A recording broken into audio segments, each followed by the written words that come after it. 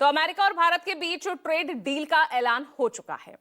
Trump ने यह ऐलान किया और कहा कि पीएम मोदी के अनुरोध पर डील पर सहमति बनी, जिसके तहत रेसिप्रोकल टैरिफ 25% से घटाकर 18% किया जाएगा। पीएम मोदी ने भी टैरिफ में कटौती पर खुशी जताते हुए कहा कि पारस्परिक सहयोग से अपार अवसर खुलते हैं। वहीं ट्रेड डील का ऐलान ट्रंप की ओर से किए जाने पर विपक्ष एक बार फिर केंद्र सरकार पर हमलावर है। राहुल गांधी ने आरोप लगाया कि सरकार ने किसानों की मेहनत बेच दी है। उधर अखिलेश यादव ने भी सरकार पर कृषि को बर्बाद करने का आरोप लगाया। अब इस पर सरकार की तरफ से जवाब देते हुए केंद्रीय मंत्री पीयूष गोयल सामने आए।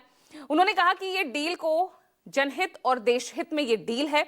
इसमें एग्रीकल्चर और डेयरी को संरक्षित किया गया है। अब ऐसे में सवाल ये कि ये डील मोदी का मास्टर स्ट्रोक है, तो राहुल को क्यों इसमें दिखती खोट है? आज इसी मुद्दे पर हम चर्चा करेंगे। हमारे साथ वरिष्ठ सहयोगी, राजनीतिक मेहमान, कुछ एक्सपर्ट्स भी हमारे साथ जुड़ रहे हैं। परिचय आगे कराऊंगी, उससे पहले सुनिए ट्रेड डील पर मचे इस घमासान को लेकर किसने क्या कुछ आरोप लगाए। नरेंद्र मोदी जी का जो इमेज का गुब्बारा है, जो हजारों करोड़ रुपए लेकर बनाया गया था, वो फूट सकता है। और हिंदुस्तान के जो किसान हैं, आप सब समझिए कि इस ट्रेड डील में आपकी मेहनत को, आपके खून पसीने को नरेंद्र मोदी जी ने बेच दिया है। नरेंद्र मोदी जी डरे हुए हैं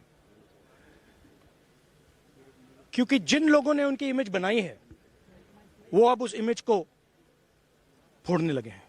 माननीय प्रधानमंत्री नरेंद्र मोदी जी ने हमेशा एग्रीकल्चर और डेयरी, इन दोनों सेक्टर्स को संभाला है, उनके हितों को संभाला है।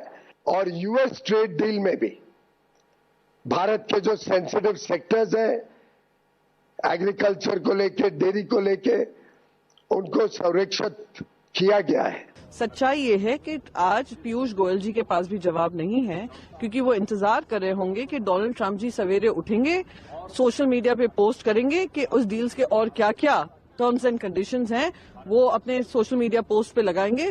फिर हमारे देशवासी क्या, हमारे देश के प्रधानमंत्री उस पर ट्वीट करेंगे और उसको वेलकम करेंगे। क्योंकि आज सच्चाई ये है कि ये डील नहीं हुआ है, ये एक फरमान आया है यूनाइटेड स्टेट्स ऑफ अमेरिका से। आप यहाँ पे सदन के अंदर मर्यादाएं सारी लांघ कर बस अब कुर्सी के ऊपर पैर रखना ही बाकी रह गया था। जिस तरीके से विपक्ष के सांसदों का, खासतौर पे कांग्रेस के सांसदों का जिस तरीके से इनका व्यवहार रहा है, मतलब इसने कोई ऐसी मर्यादा नहीं छोड़ी जिसको इन्होंने लांघा ना हो, जिसको इन्होंने तोड़ा ना हो। ऐसे में सदन, लोकसभा, राज्यसभा नियमों से चलता है, परंपराओं से चलता है।